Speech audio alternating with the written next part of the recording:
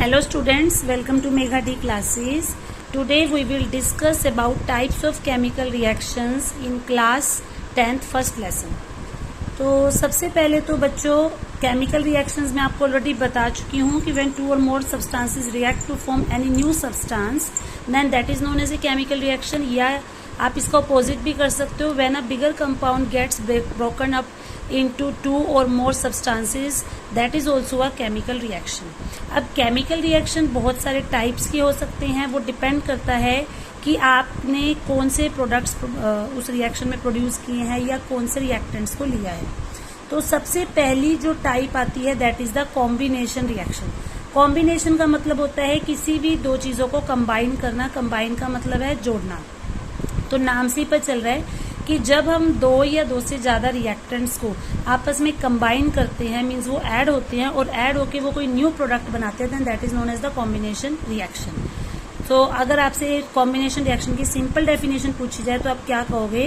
When two और more than two reactants react together to form a new product, then that is known as a combination reaction. तो यहाँ पर जो इसमें आपको एग्जाम्पल दिया हुआ है वो है कि अगर हम कैल्शियम ऑक्साइड को वाटर के साथ रिएक्ट करवाते हैं तो इन दोनों के बीच में कॉम्बिनेशन रिएक्शन होता है. मतलब ये दोनों एक दूसरे के साथ जुड़ते हैं और जुड़ने के बाद ये कैल्शियम हाइड्रोक्साइड बनाते हैं. कैल्शियम ऑक्साइड का कॉमन नेम क्विकलाइम होता है और कैल्शियम हाइड्रोक्साइड का कॉमन नेम होता है स्लेट लाइम. तो it means reaction between quicklime and water to produce slaked lime is a type of combination reaction. और क्योंकि ये रिएक्शन ऑलरेडी बैलेंस्ड है तो इसको अलग से बैलेंस करने की जरूरत नहीं है. ठीक है, तो अगर आपको फिर भी पर्टिकुलरली कोई डेफिनेशन इसकी मार्क करनी है तो आप अपनी बुक में देख सकते हैं. Such a reaction in which a single product is formed from two और more reactants is known as combination reaction. कि दो या दो से ज्यादा रिएक्टेंट्स के ज्वाइन होने से जब एक सिंगल प्रोडक्ट बनता है तो उसे हम कॉम्बिनेशन रिएक्शन बोल सकते हैं. और भी बहुत सारे रिएक्शंस हैं, जरूरी नहीं है कि आपको वही करना है, आप कोई भी रिएक्शन यहाँ पे ले सकते हो. जैसे कि आप नेक्स्ट उसमें देख सकते हो कि यहाँ पे जो स्लेट लाइम बना था कैल्शियम हाइड्रोक्साइड, अगर इसी स्लेट लाइम को हम CO2 के साथ मतलब कार्बन डाइऑक्साइड गैस के साथ रिएक्ट करवाते हैं तो ये कैल्शियम कार्बोनेट बनाता है. और इस कैल्शियम कार्बोनेट को हम व्हाइट वॉश के लिए इस्तेमाल करते हैं. मतलब हमारे घर में जो सफेदी होती है वो इसी वजह से होती है क्योंकि हम स्लेट लाइम को कार्बन डाइऑक्साइड के साथ मिक्स करके जो सोल्यूशन बनाते हैं कैल्शियम कार्बोनेट, उसी से जो है घर के व्हाइट वॉश के लिए यूज कर सकते हैं. और ये आपने मार्बल का नाम जरूर सुना होगा, संगमरमर जिससे ताजमहल भी बना हुआ है, that is also a calcium carbonate. तो ये रिएक्शन भी आप इसमें दे सकते हो. इसके अलावा और भी बहुत सारे रिएक्शन है कॉम्बिनेशन रिएक्शन के, जैसे कि बर्निंग ऑफ कोल. कोल का मतलब यहाँ पे क्या है? कोयला. कोयला के अलावा आप कोई भी ऐसा कंपाउंड ले सकते हो जो कार्बन से बना है. It can B petrol, it can B diesel, it can B LPG. Means mostly जितने भी फ्यूल्स होते हैं, ईंधन होती हैं, उन सब में कार्बन होती है.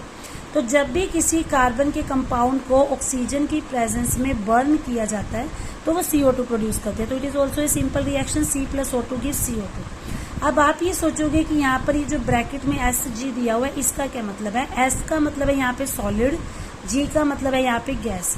और अगर आपको अपनी बुक में कहीं पर AQ दिखे तो AQ का मतलब है एक्वस, जैसे ऊपर दिया हुआ है. मतलब कि किसी भी चीज को अगर आप घोल के ले रहे हो, मतलब लिक्विड फॉर्म में ले रहे हो, तो that is the aqueous form. तो ये जरूरी नहीं है कि आप ब्रैकेट में उसकी स्टेट मेंशन करो. अगर आप बाकी रिएक्शन भी लिख दोगे तो भी आपको फुल मार्क्स मिल सकते हैं. इसके अलावा अगर हम हाइड्रोजन गैस और ऑक्सीजन गैस को रिएक्ट करवाते हैं तो वो दोनों रिएक्ट करके वाटर बनाते हैं, तो that is again a combination reaction. So when two or more substances combine to form a single product, then that is known as a combination reaction. अब क्या होता है, कुछ रिएक्शंस ऐसे होते हैं जो होने के बाद हीट को इवॉल्व करते हैं, रिलीज करते हैं. मतलब जब वो रिएक्शन कंप्लीट होता है तो उसमें प्रोडक्ट्स के साथ साथ बहुत ज्यादा गर्मी, हीट भी प्रोड्यूस होती है. तो उन रिएक्शंस को बोला जाता है एक्सोथर्मिक रिएक्शंस. जैसे कि मीथेन है, जब मीथेन को बर्न किया जाता है तो वो CO2 और वाटर बनाती है. तो यहाँ पर इन दोनों चीजों के साथ साथ बहुत ज्यादा अमाउंट में हीट भी प्रोड्यूस हो रही है. इसी तरीके से जो रेस्पिरेशन है, मतलब जब हम सांस लेते हैं उस टाइम भी हमारी बॉडी में से हीट जो है बाहर निकलता है, that is again exothermic process. कभी भी हम कोई फूड खाते हैं, उसका जब डाइजेशन होता है तो उसमें भी एनर्जी प्रोड्यूस होती है। तो जहाँ पर भी एनर्जी लिबरेट होगी, हीट रिलीज होगी, that is a exothermic reaction. तो जैसे यहाँ पे आपको दिखाया हुआ है कि अगर हम बात करें रेस्पिरेशन की, तो रेस्पिरेशन क्या होता है? ब्रेक डाउन और oxidation of food to release energy. तो फूड जो हम खाते हैं वो ग्लूकोज की फॉर्म में होता है, तो जब वो ऑक्सीजन के साथ कंबाइन करेगा तो वो CO2 water and energy produce करेगा। तो जहाँ पर भी एनर्जी प्रोडक्ट साइड पे दिखेगी, इट मीन्स वो एक्सोथर्मिक रिएक्शन है। और इसी का अगर आप ऑपोजिट कर दो, अगर किसी रिएक्शन को होने के लिए एनर्जी लेनी पड़ती है, then that is known as the endothermic reaction. इसके बाद तो आप यहाँ से ये कह सकते हो कि इतने टॉपिक में हमने 2 टाइप्स ऑफ रिएक्शंस पढ़े। एक हमने पढ़ा कॉम्बिनेशन रिएक्शन और एक हमने पढ़ा एक्सोथर्मिक रिएक्शन। और इसमें जनरली आपने ये भी देखा कि जो रिएक्शंस हैं वो आप सेम भी दे सकते हो, मतलब जो रिएक्शन आप कॉम्बिनेशन में दिखा रहे हो वही रिएक्शन आप एक्सोथर्मिक रिएक्शन में भी दिखा सकते हो। इसके बाद जो थर्ड टाइप आती है that is the decomposition reaction. Decomposition का मतलब है कॉम्बिनेशन का ऑपोजिट। कॉम्बिनेशन का मतलब था जोड़कर कुछ नया बनाना, डिकम्पोजिशन का मतलब होता है जब कोई बड़ी चीज ब्रेक डाउन होकर छोटी छोटी चीजें बनाती है। तो it means a reaction in which a reactant decomposes to form 2 or more products, that is known as decomposition reaction। तो यहाँ पर जो एक्सपेरिमेंट आपकी बुक में दिखाया हुआ है वो है कि अगर हम फेरस सल्फेट को एक टेस्ट ट्यूब में लेकर हीट करते हैं तो वो ferric oxide plus sulphur dioxide plus sulphur trioxide बनाता है। मतलब एक बड़े कंपाउंड का ब्रेक डाउन होकर आपको यहाँ पे 3 प्रोडक्ट्स मिले। So that is a decomposition reaction. इसी तरीके से जो रिएक्शन हमने पहले पढ़ा था उसी की जैसे एक रिएक्शन है। अगर हम कैल्शियम कार्बोनेट यानी कि लाइमस्टोन को हीटअप करते हैं तो उसमें से कैल्शियम ऑक्साइड अलग निकल जाता है और CO2 अलग निकल जाती है। तो यहाँ पर भी एक बड़े कंपाउंड का ब्रेकडाउन होकर 2 प्रोडक्ट्स बने। So that is again a decomposition reaction. तो पेपर में बच्चों अगर आपको क्वेश्चन आता है तो कई बार डायरेक्ट आ जाता है, आपसे डायरेक्ट रिएक्शन की डेफिनेशन पूछी जाएगी और एक एग्जाम्पल पूछा जाएगा। तो आप अपनी चॉइस से कोई भी रिएक्शन और एग्जाम्पल कर सकते हो। इसी तरीके से यहाँ जो आपकी बुक में दिया हुआ है कि जो लेड नाइट्रेट है वो भी हीटअप होकर लेड ऑक्साइड, नाइट्रोजन डाइऑक्साइड और ऑक्सीजन आता है। So that is again a decomposition reaction, क्योंकि एक रिएक्टर ने ब्रेक डाउन होकर 3 प्रोडक्ट्स बनाए हैं। इसी तरीके से सिल्वर क्लोराइड है। सिल्वर क्लोराइड को भी जब सनलाइट की प्रेजेंस में रखा जाता है तो उसकी भी डिकम्पोजिशन होती है और डिकम्पोजिशन होकर वो सिल्वर और क्लोराइड यानी कि क्लोरीन गैस बनाते हैं। That is again a decomposition reaction. Similarly is the case with silver bromide. तो मीन्स आप अपनी चॉइस से यहाँ पे कोई भी रिएक्शन आसानी से कर सकते हैं। तो जैसा कि हमने देखा था कि जो कॉम्बिनेशन रिएक्शंस होते हैं, कॉम्बिनेशन रिएक्शंस में जनरली देखा जाता था कि जो हीट है वो बाहर की तरफ प्रोड्यूस हो रही थी, जनरेट हो रही थी, तो उनको हमने नाम दिया था एक्सोथर्मिक रिएक्शंस। इसी तरीके से ज़्यादातर केसेस में ये देखा गया है कि जो डिकम्पोजिशन रिएक्शन है वो कभी भी अपने आप नहीं होते, उन्हें होने के लिए एनर्जी चाहिए होती है। And that energy can either be in the form of sunlight और it can be in the form of heat. तो जिस रिएक्शन को होने के लिए हमें हीट, लाइट या इलेक्ट्रिसिटी की फॉर्म में एनर्जी देनी पड़ती है, मतलब जो एनर्जी को यूटिलाइज करता है, that reaction is known as the endothermic reaction. तो इट मीन्स जो कॉम्बिनेशन रिएक्शन है वो एक्सोथर्मिक रिएक्शन होते हैं और जो डिकम्पोजिशन रिएक्शन है वो एंडोथर्मिक रिएक्शन होते हैं। यहाँ पर आपके कुछ क्वेश्चंस हैं, आई थिंक अब आप इनको इजीली कर सकते हो। इसके बाद जो 5th टाइप ऑफ रिएक्शन है दैट इज डिस्प्लेसमेंट रिएक्शन। सबसे पहले हमने किया कॉम्बिनेशन, उसी में सेकंड था एक्सोथर्मिक रिएक्शन, फिर हमने किया डिकम्पोजिशन, उसके साथ ही हमने किया endothermic. Then next comes the displacement reaction. Displacement का मतलब क्या होता है? डिस्प्लेसमेंट का मतलब होता है जब कोई एक एलिमेंट दूसरे एलिमेंट को डिस्प्लेस करके उसकी जगह खुद आ जाता है, तो दैट इज डिस्प्लेसमेंट रिएक्शन। तो इसमें बच्चों जो एग्जाम्पल आपकी बुक में दिया हुआ है इम्पोर्टेंट है, क्योंकि आपकी प्रैक्टिकल फाइल में भी जो फर्स्ट एक्सपेरिमेंट है वो यही है। इसमें इन्होंने क्या किया है और ये प्रैक्टिकल में आपको करके भी दिखाऊंगी। सबसे पहले हमने कॉपर सल्फेट का एक सॉल्यूशन बना लिया, मतलब पानी में कॉपर सल्फेट को घोल के ब्लू कलर का एक सॉल्यूशन बन जाता है, that is the copper sulphate solution. फिर उस सॉल्यूशन में हमने 2 आयरन नेल्स को थोड़ी देर के लिए डिप करके रख दिया 20 मिनट्स के करीब।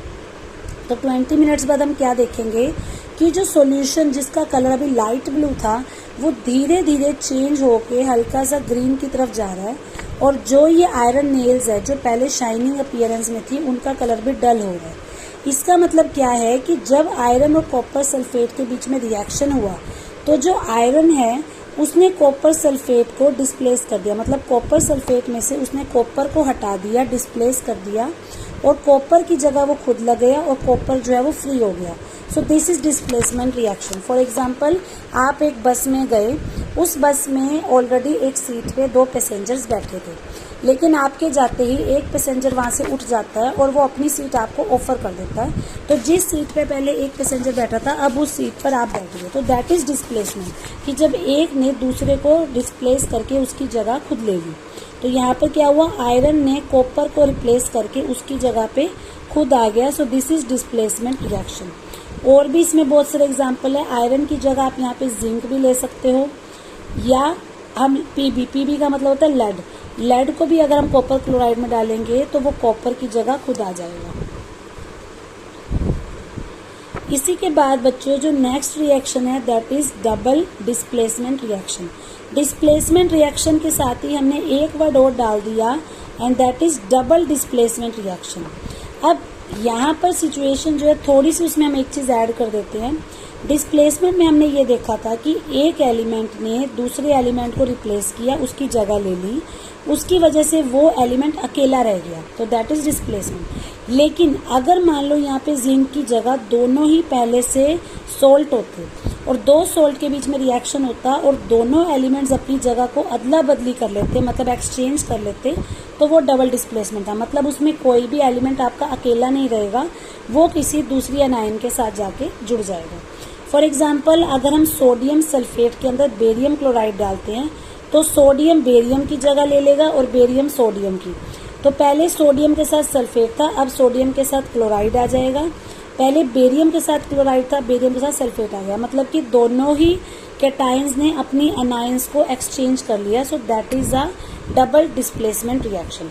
और जनरली डबल डिस्प्लेसमेंट रिएक्शन में ऐसा भी देखा जाता है कि कोई ना कोई एक कंपाउंड प्रेसिपिटेट की फॉर्म में, मतलब एक सब्सटेंस की फॉर्म में अलग से जमा हो जाता है, तो इसको आप प्रेसिपिटेशन रिएक्शन भी कह सकते हो। उसके बाद जो लास्ट टाइप ऑफ रिएक्शंस आते हैं हमारे पास बच्चों that is oxidation and reduction. इसको शॉर्ट में हम रिडॉक्स रिएक्शन भी बोल देते हैं। रेड का मतलब है रिडक्शन, ऑक्स का मतलब होता है ऑक्सीडेशन। अब ऑक्सीडेशन एंड रिडक्शन का क्या मतलब है, एक बात जो आपको याद रखनी है, ऑक्सीडेशन का मतलब होता है ऑक्सीजन का जुड़ना और रिडक्शन का मतलब है ऑक्सीजन का हटना। तो it means oxidation is addition of oxygen and reduction is absence of oxygen. और इसी को आप अपोजिट कर दो, ऑक्सीजन अगर जुड़ रही है तो ऑक्सीडेशन में हाइड्रोजन हट जाएगी। रिडक्शन में भी अपोजिट होगा, रिडक्शन में अगर ऑक्सीजन हट रही है तो हाइड्रोजन ऐड होगी। तो आप ये कह सकते हो addition of oxygen and removal of hydrogen is oxidation, but addition of hydrogen and removal of oxygen is reduction.